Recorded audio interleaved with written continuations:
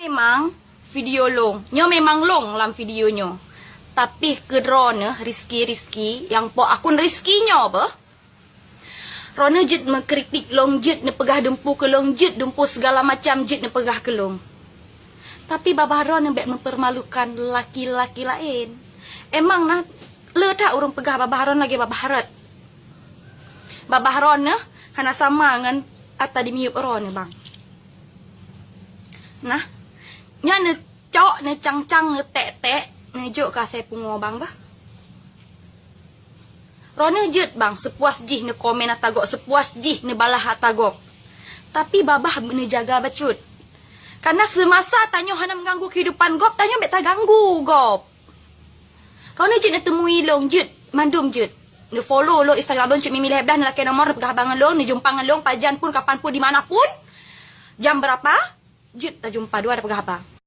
Assalamualaikum warahmatullahi wabarakatuh. Ada yang ulun kasih, yang ulun sayang, terima kasih. Alhamdulillah. Uronyo roneh kana tu ule walaupun hana berapa bereh tu ule hati ule. InsyaAllah mungkin akan ke depan akan na perubahan yang lebih baik kepada roneh insyaAllah. Amin. Amin ya Allah. Dalam doa Allah.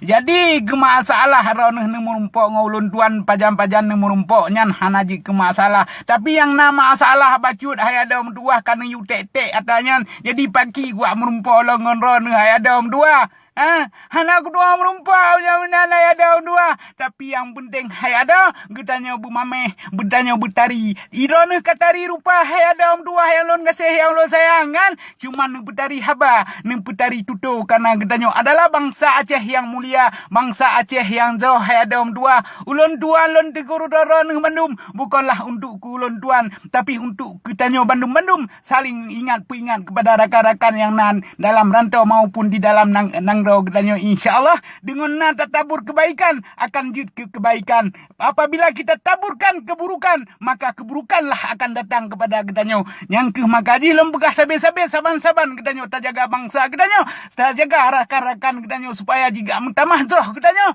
jid mentamah hebat katanya supaya jid nangrau katanya nangrau katanya semakin disegani oleh nanggro-nanggro lain yang bawa sajih nanggro gedanyo seramo Mekah ben rusak-rusak nanggro gedanyo seramo Mekah ya ada-adalon yang lun kasih yang lun sayang ulun sayang kepada beradon lun kasih kepada doron mendum ulun tuan hana bengeh ada nengkeun kulun tuan hana bengeh lun sayang kepada bangsa lun sayang kepada rakan-rakan lun sayang kepada ada-adalon sayang kepada generasi-generasi lun dalam doa Allah bejoh Aceh katanya insyaallah dalam doa Allah baik sampai gepubruk bangsa katanya oleh bangsa lain. Ingat nyan hai rekan, ingat nyan hai ado, ingat nyan hai cedera ulun tuan yang ulun kasih yang ulun sayang. Yang kenyo pesan ulun tuan ilun bukanlah untuk ulun pindah minta pakai untuk ulun bejoh bangsa katanya walaupun hanya dalam media sosialnya. Insyaallah tataburkan kebaikan akan teruk kebaikan kebila Allah. Amin amin ya rabbal alamin. Semoga katanya bejoh Bandung insyaallah Allah gebila Allah akan zoh kedanyo yang ke mendong pesan ulun tuan. Wassalamualaikum warahmatullahi wabarakatuh. Assalamualaikum.